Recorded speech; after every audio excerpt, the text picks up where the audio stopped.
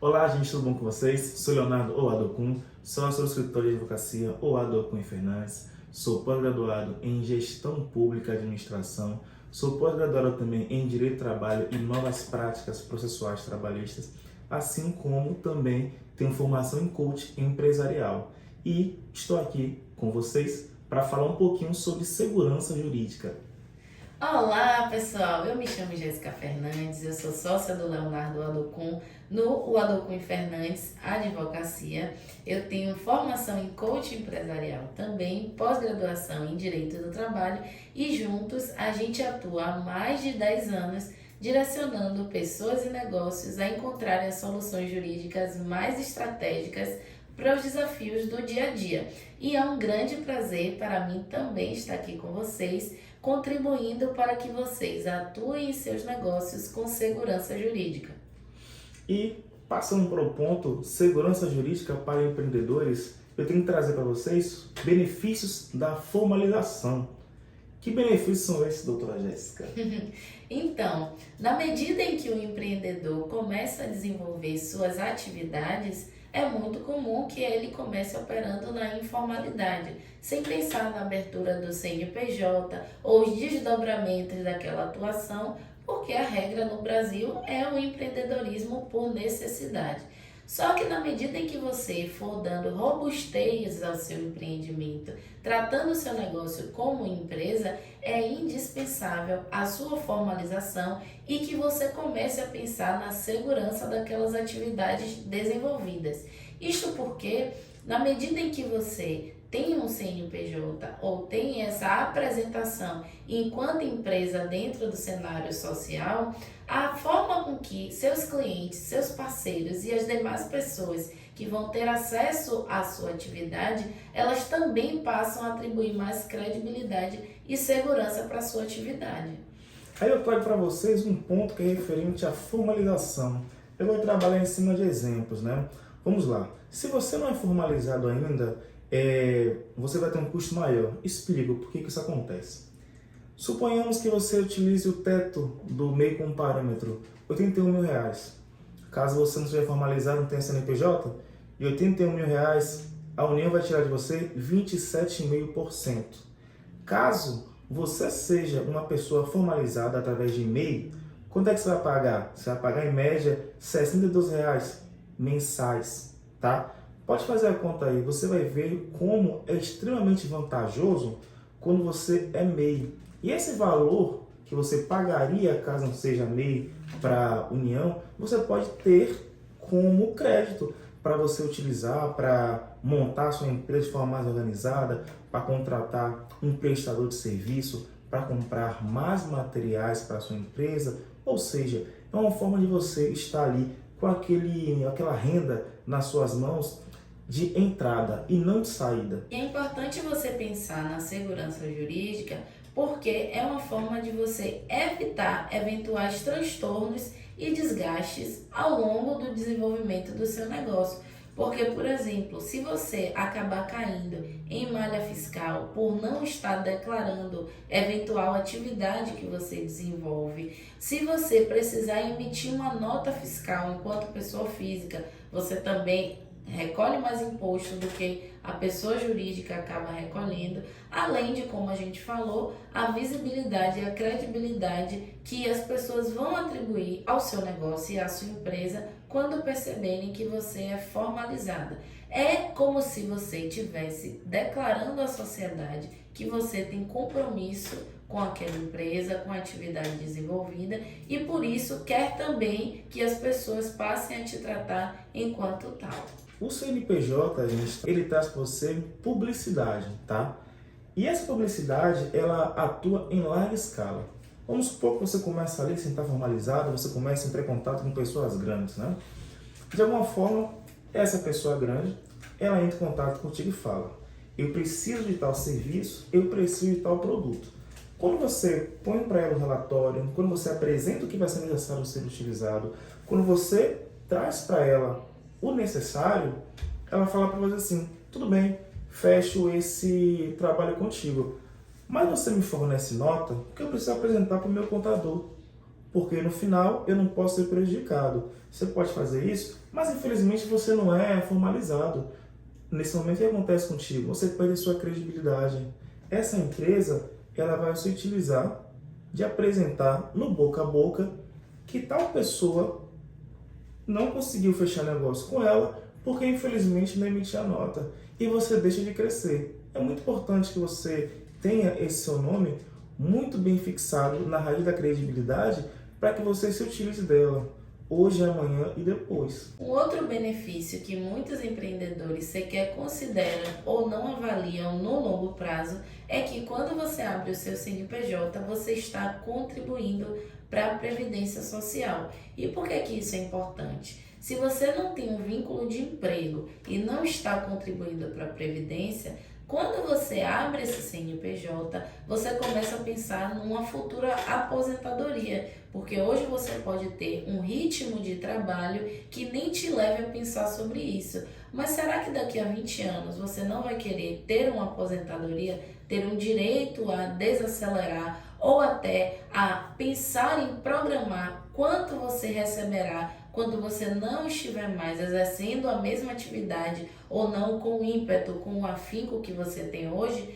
Esse é um ponto importante a ser considerado, porque se você não tem vínculo de emprego, você precisa ainda assim contribuir com a Previdência Social, porque isso é um requisito legal e através do CNPJ você traz de volta esse benefício para você também no momento de se aposentar.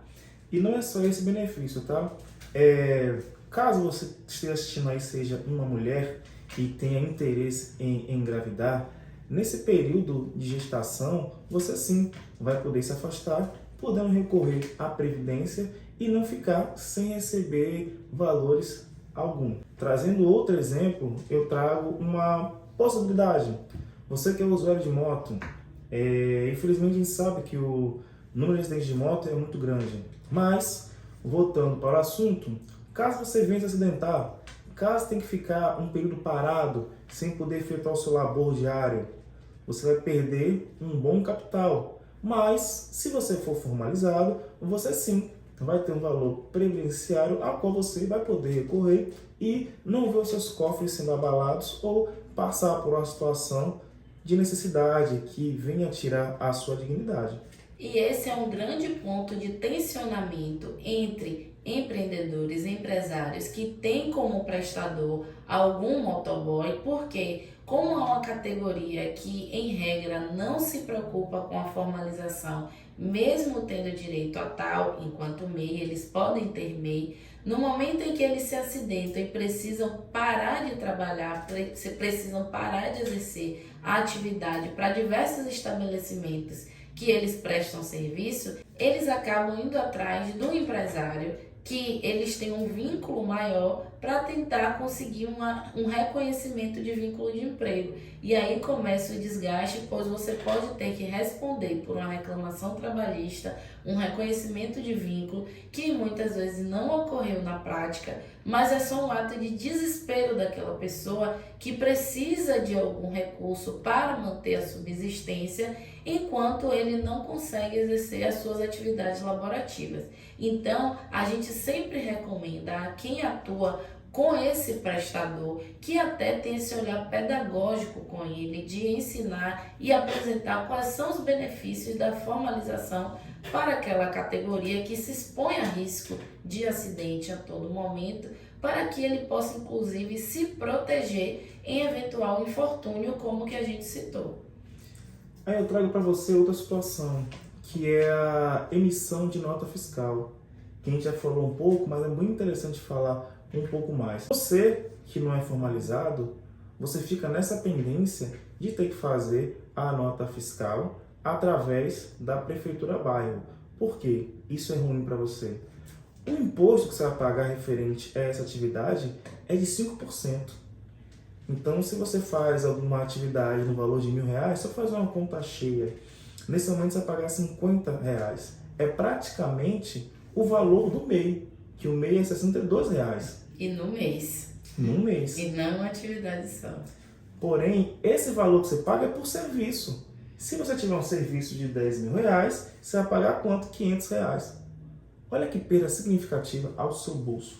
Os seus R$ 500 é praticamente o valor anual da contribuição do MEI. Outro benefício que você tem também ao abrir o CNPJ e se formalizar é ter acesso aos editais do Sebrae. Eu não sei se você sabe, mas o Sebrae disponibiliza alguns editais para que você apresente produtos, como eles chamam, que pode ser uma consultoria, um treinamento, uma instrutoria, ou seja, várias formas de você monetizar o seu conhecimento, a sua expertise, independente da natureza da atividade que você desenvolve. Porque você pode trabalhar com produtos ou com serviços, mas sempre tem alguém que quer aprender com a jornada que você desenvolveu.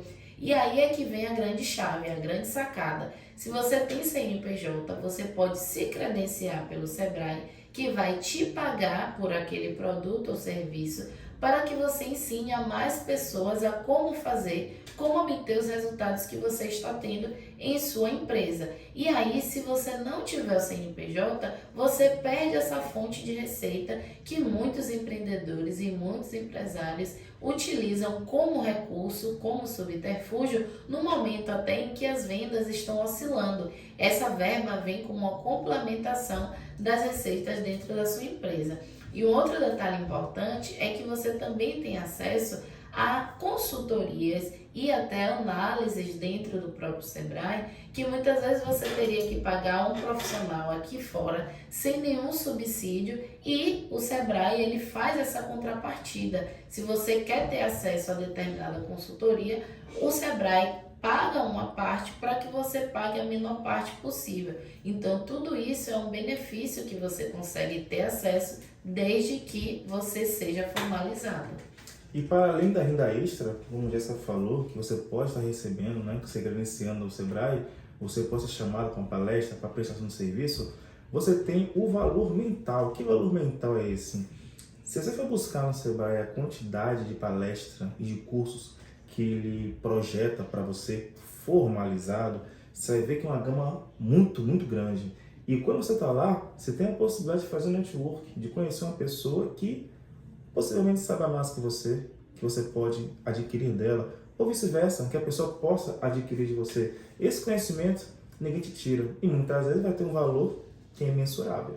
E para além dessa questão do network, da ambiência, você conhecer pessoas que estão em busca dos mesmos objetivos que você, ainda tem o benefício das linhas de créditos que são ofertadas a quem é CNPJ. É como se o banco te dissesse que para que ele acredite em seu negócio, você também precisa acreditar nele. Então, se você não tem coragem de dar esse passo, abrir uma empresa em nome do seu negócio e opta em continuar informal, por que o banco deveria te dar credibilidade, oferecer linha de crédito melhor para você? Então, acaba penalizando quem não tem empresa, e aí a pessoa física acaba pagando muito mais juros e taxas do que uma pessoa jurídica. Então, esse é mais um dos benefícios que você terá caso você venha se formalizar, sem contar, como o Leonardo até chegou a sinalizar, as demais benesses que você tem, exemplo de veículo, né? Quando você quer adquirir em nome da pessoa jurídica, você também tem redução do valor a ser pago. Exatamente, essa redução é bem significativa, tá bom?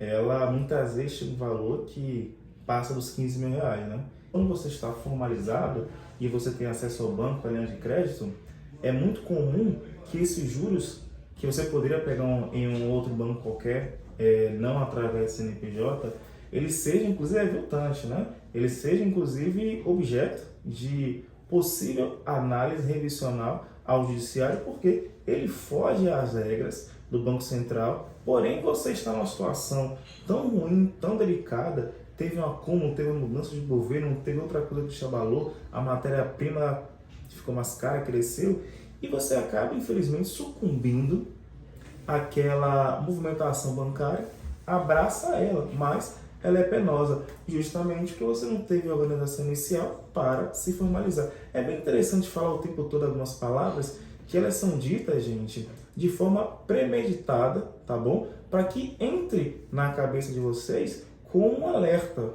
A gente já viu, a gente trabalha muito com empresários, a gente faz muita análise de contratos, a gente vê que as pessoas elas costumam perecer no mesmo erro. Então você que está assistindo esse vídeo, você que está assistindo essa aula, você precisa entender que as orientações aqui dadas, elas são justamente um conjunto de análise onde já vimos erros que eles são reiterados.